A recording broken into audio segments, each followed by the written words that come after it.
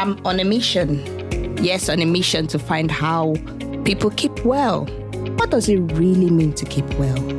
We all know why we have to keep well, don't we? How do you keep well? Today's fast-paced world means we often get caught up with the daily grind. We struggle to develop or maintain practices that help to maintain our well-being. It's very easy to feel overwhelmed by the constant demands and pressure. It's so easy to get distracted, isn't it, and end up doing exactly what we know we shouldn't be doing. Having easy to digest information to guide and remind you to keep well can make a world of difference. Consider me to be your dedicated well-being partner, cheering you to achieve big dreams and goals, which is only possible by keeping yourself well, living a happy, healthy, and meaningful life.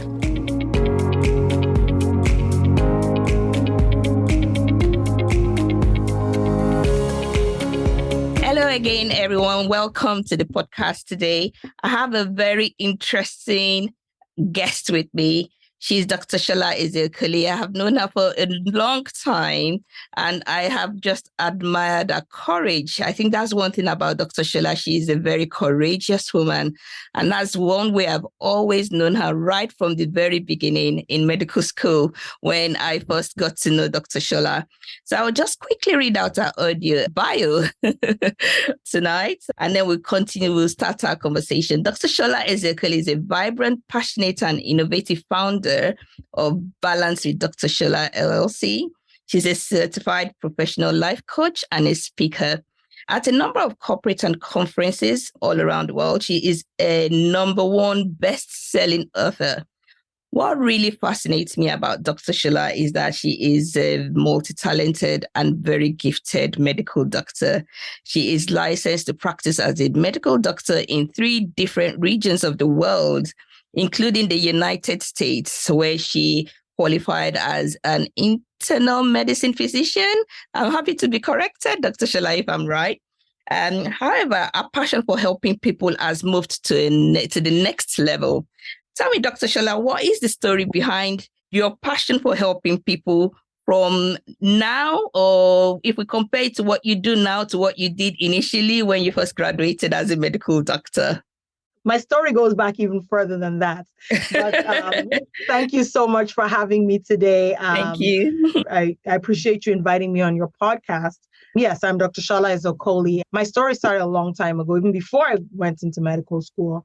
I remember I read this book by Robert Schuller, and it was called Tough Times Never Last, but Tough People Do. And from that book, I just got this, I would say, the book is very motivational, but also faith-based. So my eyes started to open along the lines of doing things that were faith-based, but not necessarily church-based. So that was the #1 story. And that kind of sat in the back of my mind. And I was only 15. And I was preparing to do these JAM exams, you call them in Nigeria, to get into medical school. So throughout my time in medical school, I always did something different. I was never one of those people who just sat in the library and studied. I was never. I was in the choir. I was in the drama team and my fellowship. I was in the choir. I used to write. I used to churn out articles after articles. I remember those days we used to write them by hand. Yes. And put them up on boards. Yes. I was an editor. I was a singer.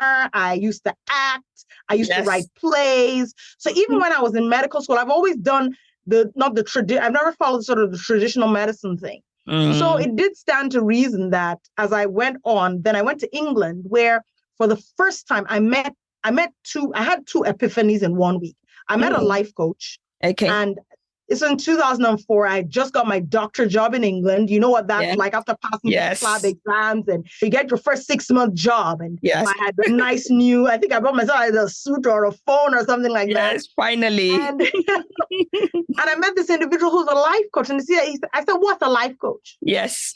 And he told me what's a life coach. And my eyes turned into saucers. I was like, oh my goodness, this is so me. I need to be doing this. Yeah. But again, I didn't know how it was going to go from the doctor who had just got her first doctor job in England to being a life coach. That's nonsense. Then not long after that, a person came to our church, the same church, to speak. Her name was Christine Kate. As she got on that stage and opened her mouth to speak, I don't know, I had this extremely surreal experience in which I was standing on a stage and holding a microphone, and I was the one talking to lots of people. And it was as if in this minute, I almost saw myself in Christine Kane, and I was like, wow. Yeah. That's who I want to be, and that's what I want to do. But look how long sometimes I tell people, I say, don't be like me. If you want to do something, do it. Look how long it took me I finally became a life coach and a speaker formerly a life coach. It's about 10, 11 years later, 2015. I had already written a couple of books, and I was working with this coach to sort of bring it all together. She was like, you know what, this was the most logical thing to do was for me to become a life coach and launch from there. And so that's my story in a nutshell. That is incredible. I quite like that bit you talked about when you almost envisioned yourself in I don't know, at the time it must just have been, whoa, why am I getting into a bit of a trance here? I don't know if that was how you felt for you. It did feel that way. Yes, I heard something recently, all our phones, we capture images. And it's almost like you captured that image, but your present self couldn't reach that image. So you needed an upgrade. But it took you about 10 years. I don't know. Obviously, you didn't jump from 0 to 100 like that. No. I think you must have gone from 0 to 10 to 20. And it's just the same way we upgrade our phones, isn't it? The images just get clearer. Get clearer, and we keep upgrading the phones. We don't just keep mending the phone, the same old phone. We get a better phone and the image just gets clearer. And I quite like that. I quite like that vision. So that's incredible. But along the way, what were the challenges? Can you maybe give us some challenges you may have had? Because I can imagine it wouldn't have been an easy transition for you. Well, yeah, there were and are challenges, of course, like with everything else, right? Yeah. Even in medical school, there were challenges. I mean, I remember the first time I failed a biochemistry test. I thought I was going to die. Like, I literally felt I was like, oh my God, this is the end of my life.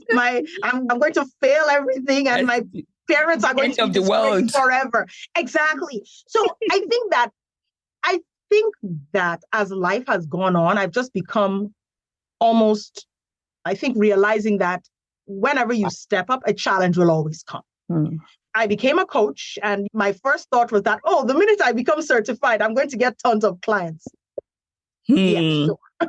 If you asked me then because when I became a coach in 2015, if you asked me then, what's your biggest challenge? I'd have been like, I want more clients. If you ask me today, what's my biggest challenge? I'm like, I want more clients. So it's still the same. Exactly.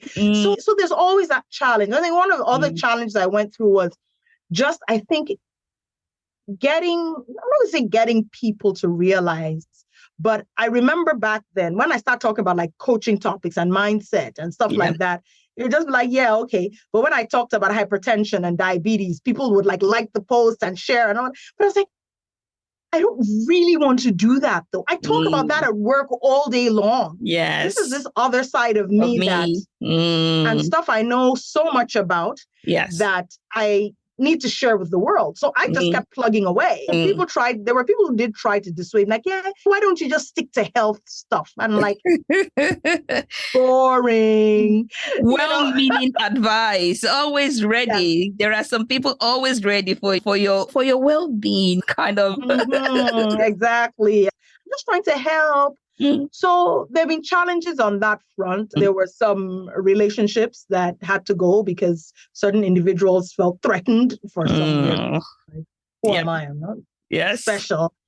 And just every day you wake up and you go to war with a challenge. Yes.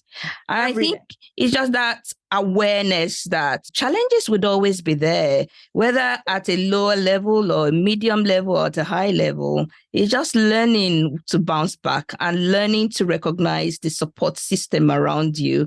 And sometimes it's not just the support system around you. It sometimes has to come from inside you as well.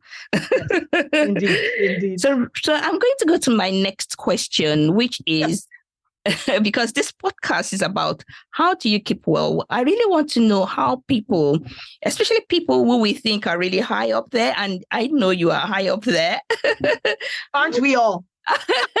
Well, yes, some of us need to upgrade our phones to get there. But really, I just want to find out, how do you manage to keep well? Because sometimes I see well-being as something, people just flog it all around. There's well-being, there's wellness, and people kind of say things about buy these products or eat this or do this. And there's always a lot of do this, do that, which is great. And I think I certainly am one of those that recommend those things to people. But when it comes to the nitty-gritty, there's the show and tell. But there is also the show and share the story behind the stories. I feel that's where people learn a bit more. When we give examples, people learn a bit more. So I really wonder, Dr. Shola, how do you keep well? Now, I'll leave you to answer that question however you want to answer it. I'm just a bit intrigued. How do you manage to keep well? I mind my business. That's number one. I stay away from drama. Sometimes I tell people, I say, you know what? Apart from the things I put out there to make myself look interesting, I live a very boring life. I don't believe that, though. I know you've always been interesting from medical school. I always loved coming to your room. There's always so. There are many aspects to this. So that was a joke, but not really a joke. So first of all, I tell people this. Number one is your physical health. Forget that, we're doing wellness, we're taking supplements, where the basics, you cannot build a house without a foundation. The basics have to be there. If you are eating tons and tons of carbs, staying up late at night, drinking alcohol to keep the edge off, and you will not be well, and not going to the doctor, and not getting out in nature, and not managing the relationships around you, and keeping away from toxic relationships, you will never be well. We jump to the fancy supplements and this and the and I have nothing against fancy supplements. I found some nice ones online. This is not an ad, so I'm not going to show it. But I have nothing against supplements and vitamins and all that. But your foundations have to be there, and your foundations are in what I call the 5 pillars of the 5 pillars of self-care. When I started this journey, I called them the 5 pillars of balance. And it's your attending to your physical health, your mental health, your emotional health, your spiritual health, and your relationships. That's where this is the basics. And I talk about relationships a lot because no matter how awesome you are, your relationships can make or break you. Absolutely. You can literally get sick from being in bad relationships. You can get sick. You can lose money.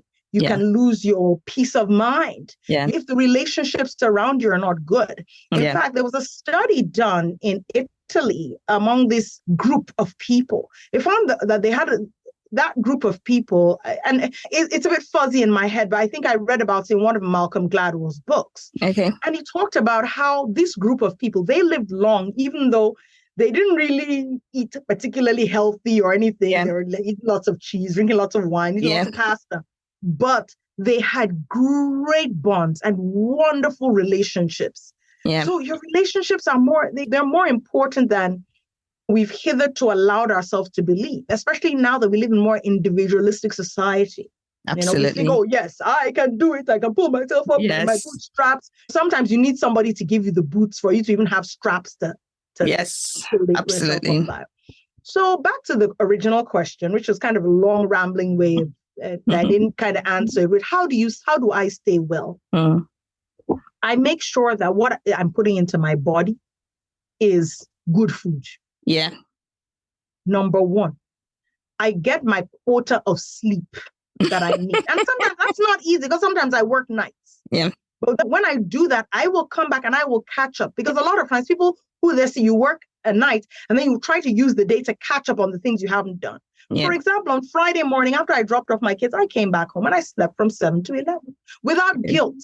Yes. That's really important, because then you begin to feel worried that, oh no, I'm missing out on something, fear of missing out. Exactly. how about thinking that the thing that you're doing is the thing you're supposed to be doing? So instead of sleeping and thinking, oh my God, I'm supposed to be doing this, I'm supposed to be doing the laundry, I'm supposed to be cleaning the house. No, I'm supposed to be sleeping. That's really important. Yep. It is very important for you. Rest, sleep, mind your relationships. When it comes to things like stress management, learning what your own personal triggers are and working on managing them and not making everybody responsible for not triggering you. Manage your triggers, manage your stressors.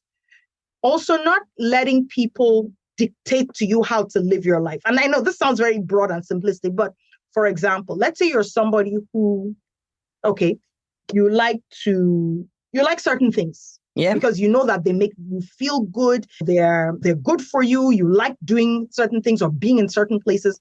Yeah. And your friends don't like them. Yeah. That's really hard. So yeah, don't expect people to manage your triggers for you. If there's something that persistently bothers you, maybe it's a certain person rubs you the wrong way. You extract yourself from the body to be accepted or liked. You're already liked, you're already accepted.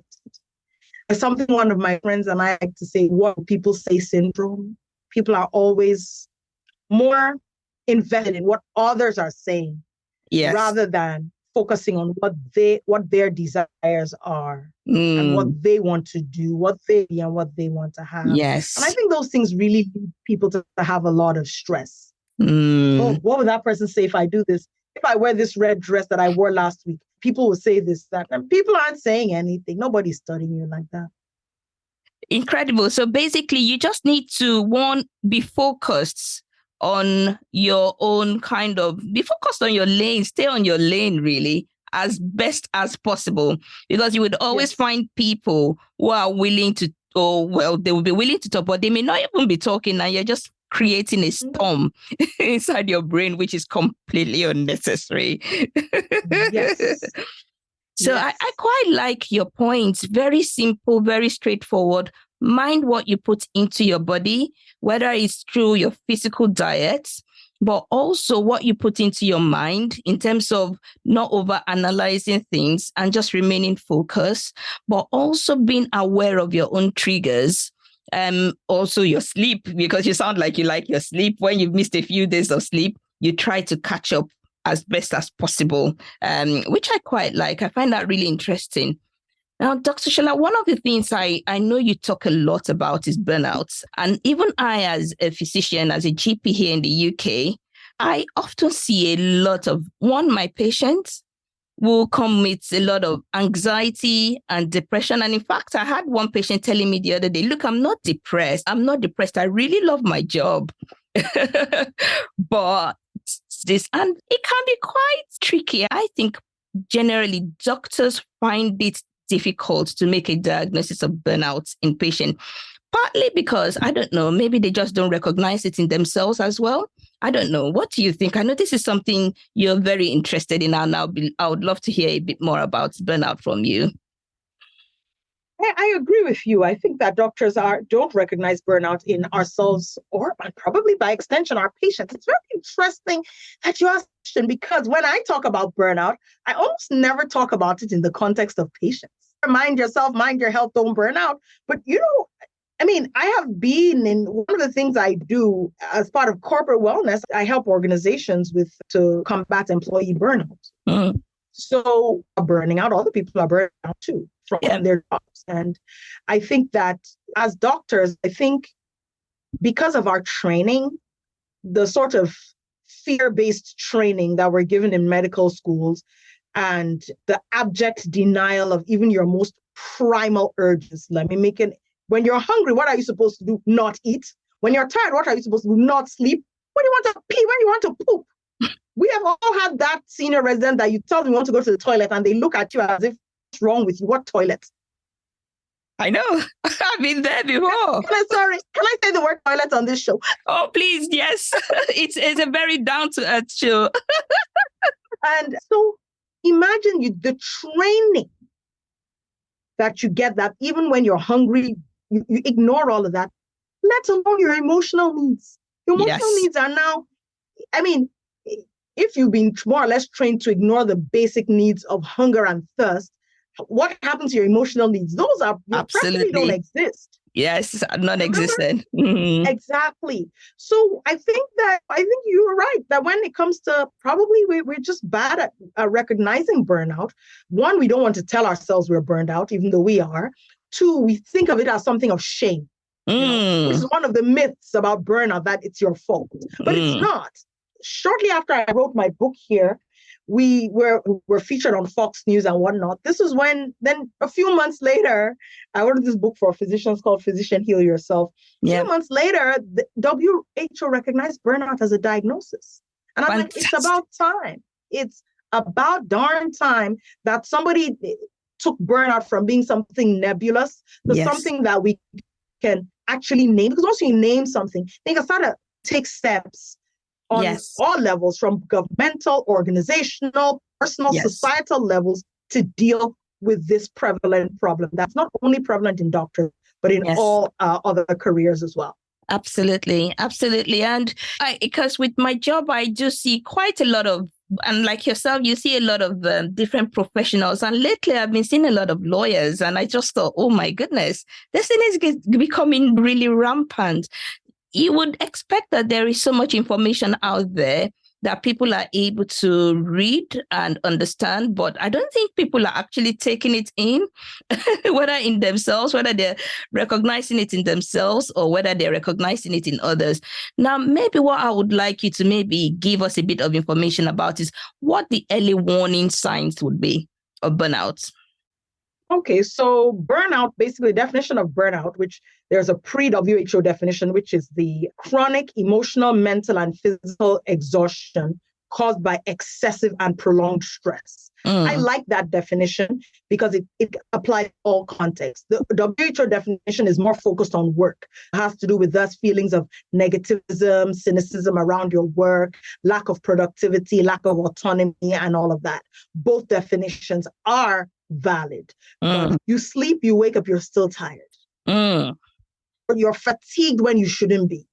You start to wonder if what you're doing, is there any point to what I'm doing at all? Yes. You're cynical about your works. Yeah. The job it's work that you once enjoyed it, and you don't. And then remember, burnout doesn't only come from work. It could be home. So yes, we were talking about the different aspects of burnout, and I could definitely hear that physical and emotional exhaustion that comes in from prolonged stress, prolonged and excessive stress. And one of the things you've mentioned, Dr. Shola, that it just doesn't have to come from work.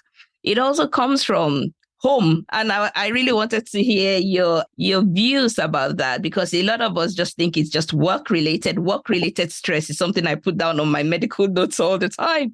Work-related stress. Tell me a bit more about how people recognize it, maybe when it's not coming from work. Before I was talking about physician burnout, I was talking to people about church burnout. You go to church, you volunteer for one thing, and they see, oh, wow, this person is so great. They put you volunteer for another thing. But it's church. You can't say no, right? You can, by the way. But, I mean that sort of sarcastically. Yes. You can't say no, it's church. Now, all of a sudden, you're the head of 3, and it's time to go to church, and you're like, oh, gosh. We're talking about church burnout, so volunteer burnout. You could burn out in your business. Your business is having struggles, or a lot of times people start a new business and they get into them. A lot of times when you start a new business, or if you're a solopreneur, you're doing a lot of the work yourself. Yes. When it comes for time for you not to, maybe you can hand off some things, but now you don't want to, or you feel you can't, or you're constantly thinking about the business, because in your mind, if I stop, balls are going to drop and my business is going to collapse. Yeah. Yes. At home, many women, physicians included, come home to shifts. You come from work. Back in the day, a man came from work and his wife maybe had a meal cooked or whatever. Yeah. Now you're the wife, I'm the worker, I'm the mother, and the cook, and the gardener, and the after school daycare person. Yes. And that is a significant cause of burnout. And many people do not like to acknowledge the fact that sometimes it's their home life that's burning them out. And in fact, work might actually be, I have had clients who for whom work is a happy escape. Yes. And that, that's why I like the WHO definition of burnout, because it takes into account all the different aspects of it's more generalized. That's great. I've actually not looked at it from some of those perspectives before. I've always looked at it from the perspective of work-related stress. And it's just eye-opening and quite enlightening just hearing the fact that, yes, it can come from any angle, but the first step is actually just recognizing it. The other thing I have explored and I have also understood about burnout is the fact that there's just this disconnection. People just feel disconnected one way or the other, whether it's from their own family members or from their work colleagues. And people, like you rightly said, for instance, the church burnout, that dread of going into that activity is there. And they end up just arguing a lot more with other people, unnecessary arguments. And even though they don't even understand themselves, they're like, what's going on with me? Why is everything getting to me? I feel that might be just maybe one of the ways of recognizing that this is getting to a stage where I need to be looking at myself a bit more. Now, I know you've talked about the 5 kind of pillars of self-care, and you've talked about it being linked to how you've actually started some of the life coach, some of the pillars you've placed your life coach on. And I know you have some very beautiful framework, which I would love to hear about in a moment. But I just wonder whether we could talk about what you could do to prevent yourself getting to that stage. Maybe you need to, boundaries, because I know you've talked about saying no, where you feel that there's someone in authority and you really need to listen to them. Like they said, I should do this, I need to do this. But how can we maybe prevent ourselves from getting to that place? And maybe we can then talk about some of those framework that you can recommend as well. Of course. So prevent, as they say, is better than cure. Now, I think that if you put down the Superman hat for a minute, you will realize that you can burn out. Okay? And that's another thing. A lot of people don't think all this burnout, all that nonsense. I actually had a friend, a physician, the other day saying she doesn't believe in burnout, that if you like your job, you won't burn out. I was like, have you never listened to anything I have said ever in your life? Like, I was aghast. Honestly, a lot of doctors believe that is burnout, was all that is just some... It's for lazy people. Exactly. So imagine if that's what's in the collective consciousness of people, then when you have it, you're not going to recognize it. So yes, you have to be able to say, okay, burnout is a real thing. It can happen to anyone. It can happen to me. How do I prevent it? Now, how can you prevent it? First of all, take stock of your life. Know what resources are available to you. And when I say resources, I don't mean money. Money is included, but there are certain, your physical, your mental resources. Like, in life, try your best not to just bite off more than you can chew without thinking about it. Someone asks you to be on a committee, you just say yes. And then before you know it, you're on 50 committees. Would you burn out? Someone asks you, oh, please, doctor, can you just add one more patient to your schedule? Before you know it, you're adding 3 patients a day to your schedule extra. They're just sneaking in there. Yes, I recognize that. Exactly. Don't have this mentality that you're an infinite resource. A human is a finite resource. You have finite amount of energy, finite amount of money, and other resources. So sometimes you just have to be realistic about the fact that you're just a human being. You're not a machine. Yes.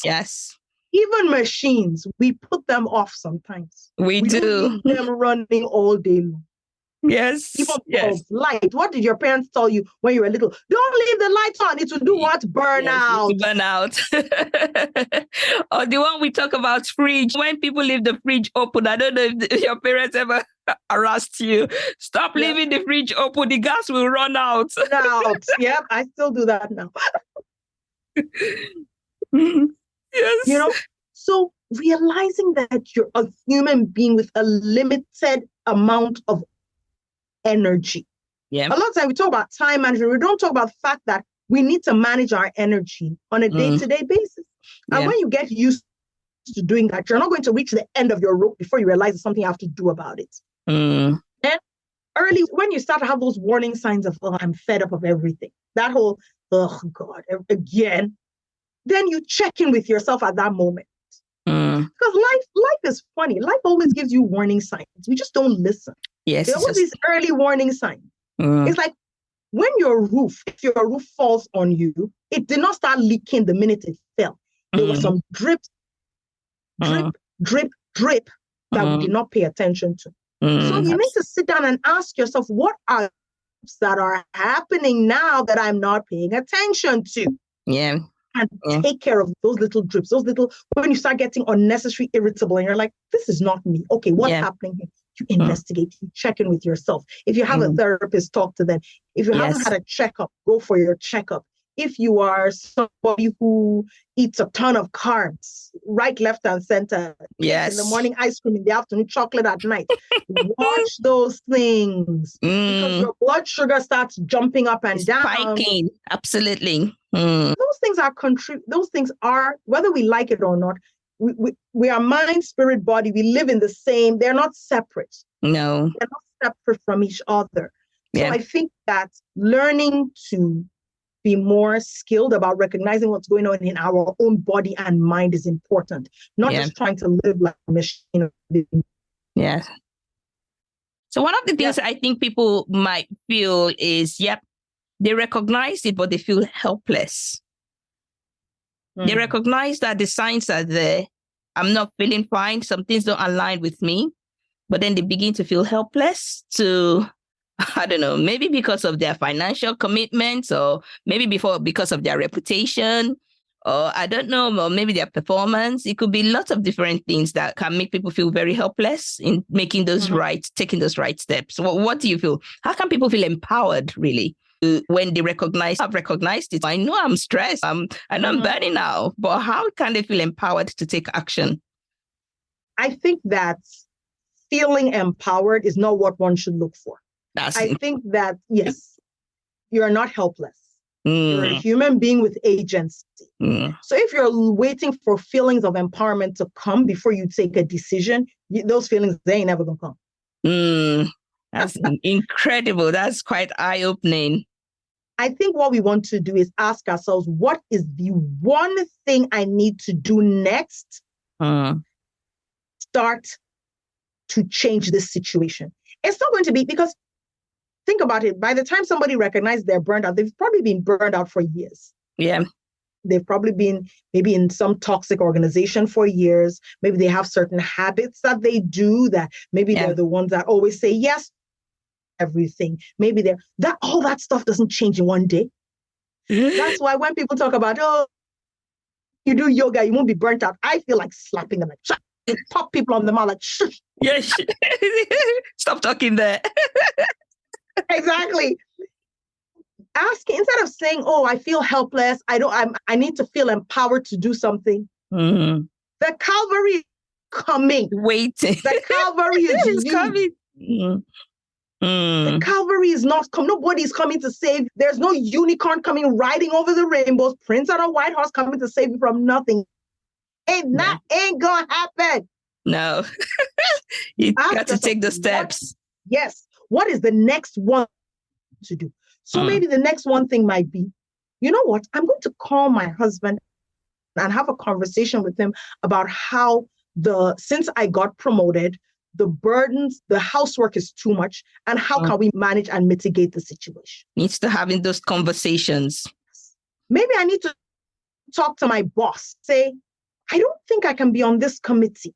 I'm already on these committees and I won't be able to serve to the best of my capacity on this new committee. Maybe I need to start handing off committees, delegating tasks. Maybe I'm a business owner. And maybe now I don't need to post on Facebook 15 times a week. Maybe I can do it 10 times a week. I don't know. So you ask yourself, what is the next thing that's going to take me to that next step of burnout? And then going to the next step and the next step and the next step until you walk yourself out of there. Way out of it. The Calvary is not coming. Nobody's coming to save you. Mm. And that, to me, again, it's quite eye-opening because, like I said, sometimes you read these things, you hear about these things, but it takes you kind of maybe talking to someone to help you recognize that, well, you realize that you actually have that power. It's just right there. And it's not even about power. It's just taking the step. You have to just take that step, really. And it may well just be very simple things. It could even be just taking time to sleep, or just taking time to regulate your eating pattern, or just something as simple as that to start with. And you don't have to finish it all in one day. Get to do one thing first, and then one thing next, and then the other thing. And step by step, you would get there. Wow, that is brilliant. That's incredible. Thank you so much, Dr. Shola. Thank you. I want us to go to a very quick, and maybe this is the final segment, something to do with workplace well-being. I know you're really interested in that as well. And I feel, again, it's something I have experienced. I've been at workplaces where they look after you really well, and I've been at workplaces where they don't really look after you and they just want you to perform. Now, what do you think about when your staff or the people who work with you are well taken care of, they would look after your business? What do you think about that? Do you think it's fair to say that? Of course it is. I mean, they say to the business world to look after your employees and they'll take care of your customers. Yes. If you don't look after your employees, what loyalty do they have for your customers? Because if you're the employee, you should do a good customer to help the customers and clients or whatever. But at the same time, I place a very high premium on taking care of my employees, the people who work for me, because if they are happy, then they will more or less naturally go above and beyond. And I think that workplaces, it behooves upon workplaces to actually take an interest in their employees' well-being. And these things are not hard. They're not hard. It's just that there are organizations that believe that everybody talks a good game and a mission and a vision and but it's almost as though their underlying philosophy is that the organization, the employee has to lose. Why can't we all win? Yes.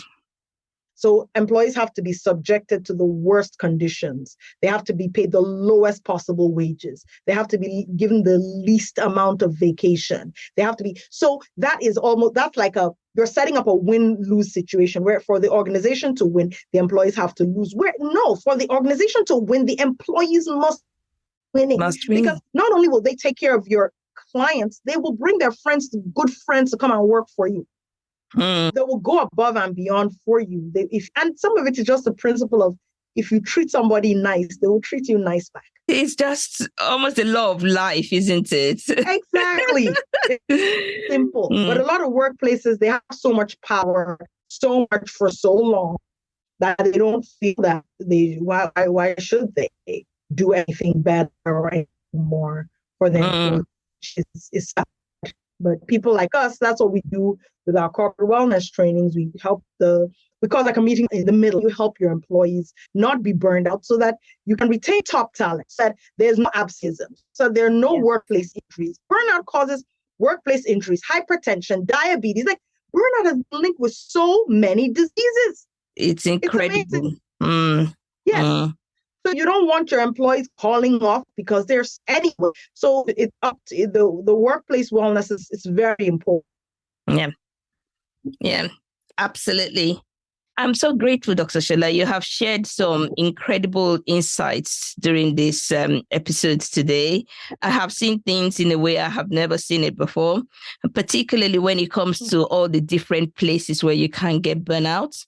And also how you've just simply simplified self-care. I don't know, I'm not trying to use my S or anything like that, but I just like how simple you keep your self-care and how easy it is to just fit that into your everyday routine. And for me, that's why I always try to explain to people, you know what, your well-being does not have to be something crazy. And it doesn't have to be, yes, we have guidelines, we have everything, but it has to be something that works well for you.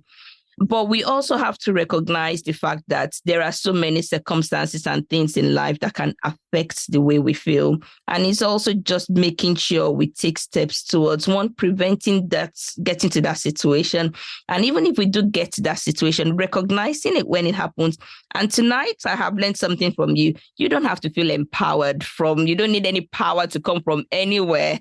You can take those steps yourself. You can actually start with something like we go back again to simple self-care system that we can always fall back on every day that will keep you going. And recognizing your resources. I remember you said that recognizing the resources around you, making use of it. So these are all very interesting areas of how people can keep well.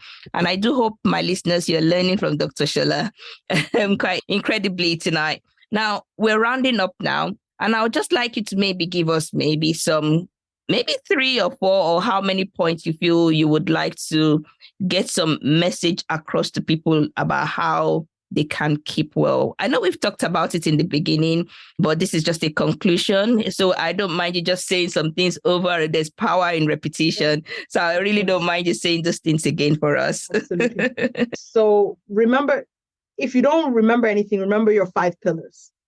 Your physical wellness, mental, emotional, they're different. Spiritual, we're all spirits and we have spiritual needs, and your relationships. So that's number 1. Those are very foundational. And everything else springs from there. Then when it comes to the workplace, you may have to get a bit political, but sometimes you do have to advocate for yourself. I'm not saying go punch your boss, no, but maybe you have to have to sit down and say, these are certain things that I'm going through right now. And in order for me to be able to do an effective job, these are some of the things I need. Start the conversations, go up the chain of command. A lot of times what we do when it comes to work, we sit down and just complain to our colleagues. What's that going to do for you?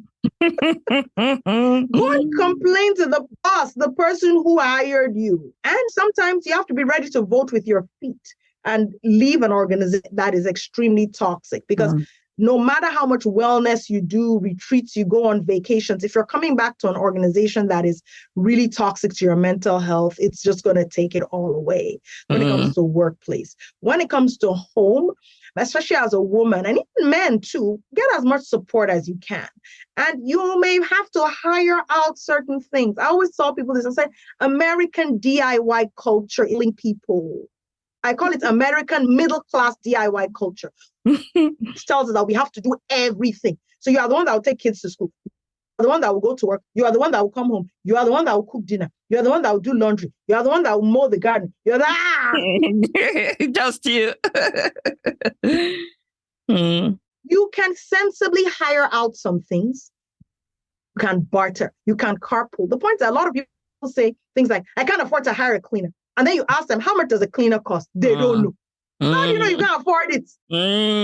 That's incredible. Ignorance is not bliss.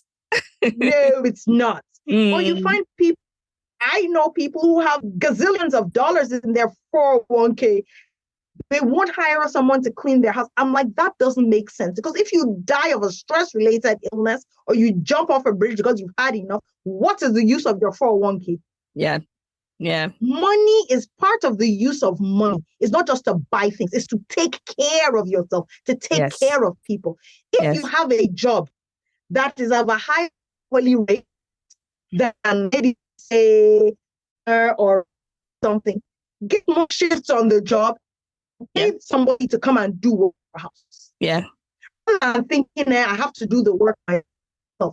Pick a professional who earns a lower hourly rate. You can pick something. At least you have that, and you have to be very about being out at home as well. Yes. When it comes to volunteer situations, learn to say no. You can't do everything everywhere, please everyone. Say thank you for considering. I won't do this at this time. Believe me, people will survive. Absolutely. Absolutely. People will survive. On that note, we'll be ending the podcast today. I'm so grateful for our guest for joining us today. She has been incredible, hasn't she? Thank you so much, Dr. Shola. For the podcast notes, you would all be getting a couple of the notes afterwards. Hello, Dr. Shola, you're back on. Yes. Yeah, that's great. I'm so sorry for all these breaks in transmission. And it seems to be getting us at the very crux of something very interesting. But one of the bits I heard before we went up was the volunteer burnout, and how you were talking about the volunteer burnout there. And it's just to let us know that we can put boundaries. I think that is the bottom line. There are boundaries and they are there for you. You have to learn to say no, and you have to be careful to saying yes as well. Not everything is yes. And obviously you have to learn to say no to things.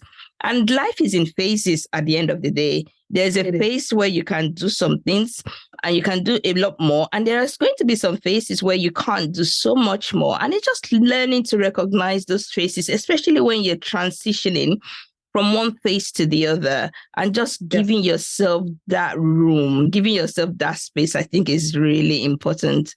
I'm so grateful, Dr. Shola. Thank you so much. What an interesting conversation. I'm really grateful for the time that you have taken to spend with me tonight. And I'm sure all my guests will be learning a lot from your insights and also just your down-to-earth nature, which I know you've always had from the word go, which I always very much appreciate as well. Thank you so much for your time. And I do hope I can speak to you again. Or maybe only God knows, you might come to the UK very soon and I'll be able to see you.